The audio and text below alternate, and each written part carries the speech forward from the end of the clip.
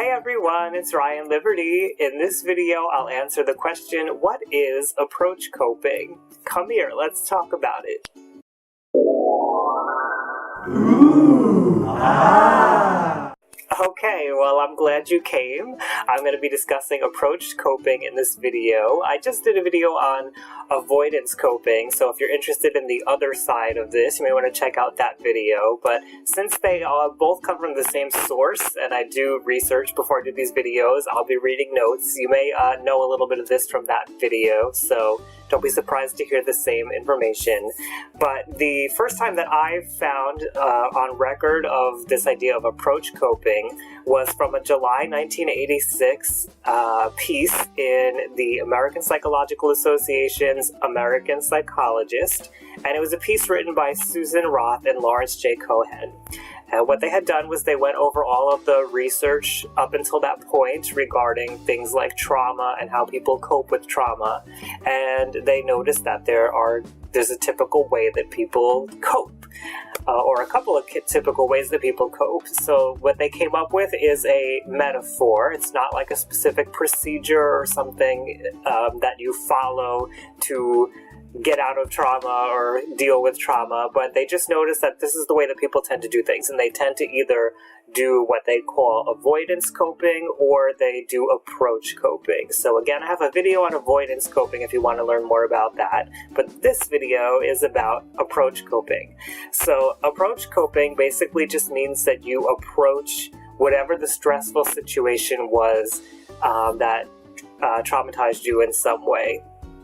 So approach coping could be something like a controlled exposure or something like you'd see in exposure therapy. It could be something as simple as just thinking about the traumatic event that you went through, maybe talking about it with other people, problem solving through it, journaling about it, going to therapy, of course, and trying to resolve it in that way.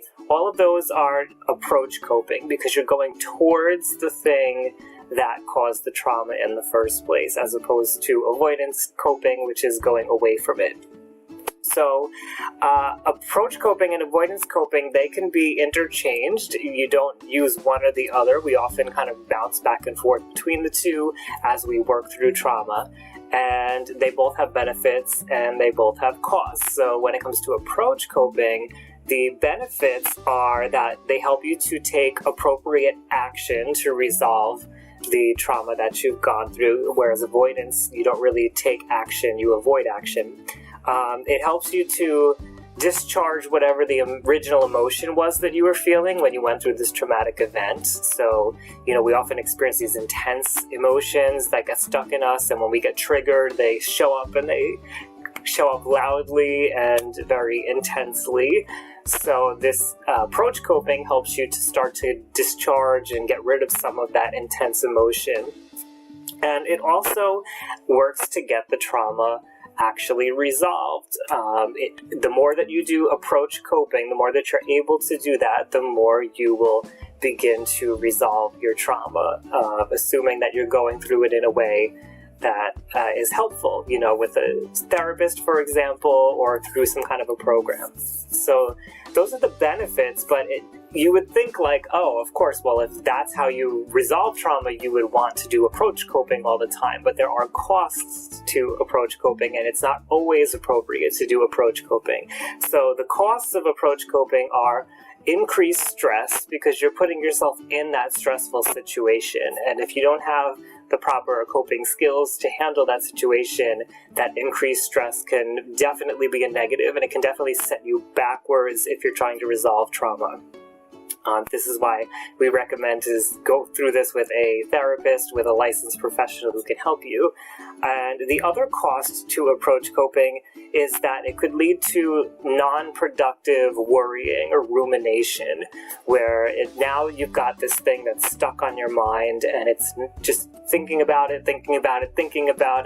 It's not really helping you to resolve it. It may be getting in the way of your everyday life. So in that regard, sometimes when you approach a little bit too much, too fast, you wind up getting stuck in this cycle of not being able to get it off your mind, and that can be a bad thing.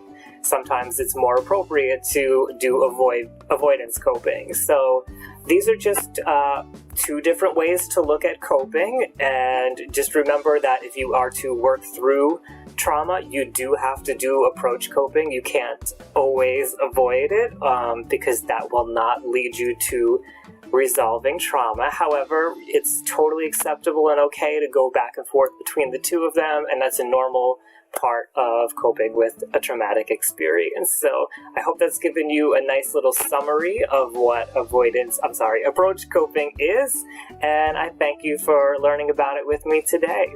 Do you give a about mental health? If you do, I've got some coloring pages for you I think you'll enjoy. Go ahead and click to get those. If you like this video, I have many more on YouTube, so I'd love it if you subscribe. And if you have any comments or questions, go ahead and leave those below for our community and share with a friend. As always, I'd like to remind you that your life matters. Nobody can question your worth. However it is that you're feeling, whatever it is that you're going through, it's okay, and you are loved. Thanks again for watching.